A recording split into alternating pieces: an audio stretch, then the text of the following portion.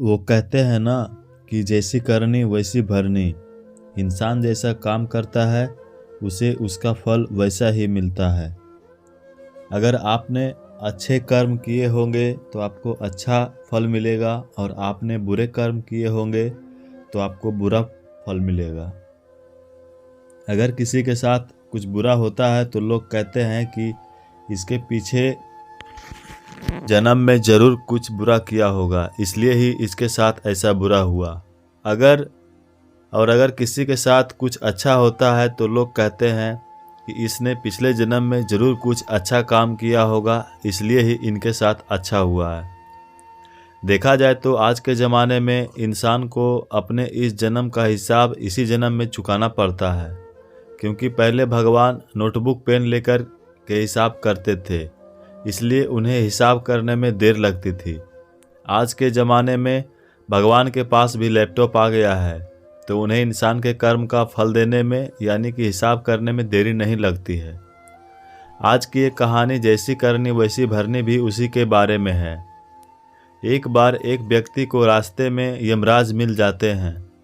वो व्यक्ति उन्हें पहचान नहीं पाया। यमराज ने उस व्यक्ति से पीने के लिए पानी मांगा। उस व्यक्ति ने बिना कुछ सोचे और बिना एक ही क्षण गवाए यमराज को पानी पिला दिया।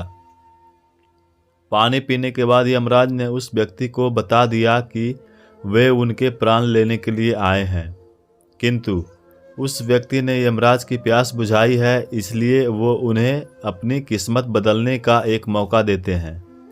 इतना बोलने के बाद यमराज ने उस व्यक्ति के हाथ में एक डायरी दे दी और उस व्यक्ति से कहा कि तुम्हारे पास 10 मिनट का समय है। इस डायरी में तुम जो भी लिखोगे वही सच में हो जाएगा, लेकिन ध्यान रखना कि तुम्हारे पास केवल 10 मिनट ही है।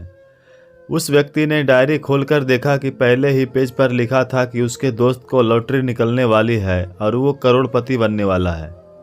वो व्यक्ति ने वहाँ लिख दिया कि उसके दोस्त को लॉटरी ना निकले।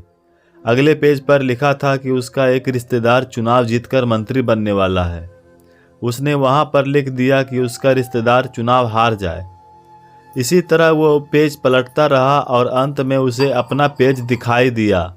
जैसे ही उसने कुछ लिखने के लिए अपना पेन उठाया कि यमराज ने उस व्यक्ति के हाथ से डायरी वापस ले ली और कहा, लो वत्स, तुम्हारे 10 मिनट अब खत्म हो गए, अब कुछ भी नहीं हो सकता है। यमराज ने कहा, तुम अपना पूरा समय दूसरों का बुरा करने में व्यतीत कर दिया और अपने आप को ही खतरे में डाल दिया।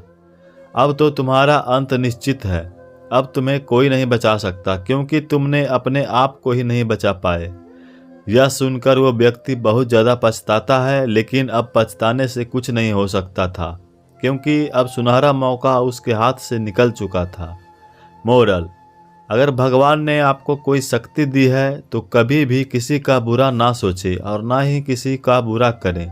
दूसरों का भला करने वाले सदा सुखी और दूसरों का बुरा करने वाले सदा दुखी रहते हैं।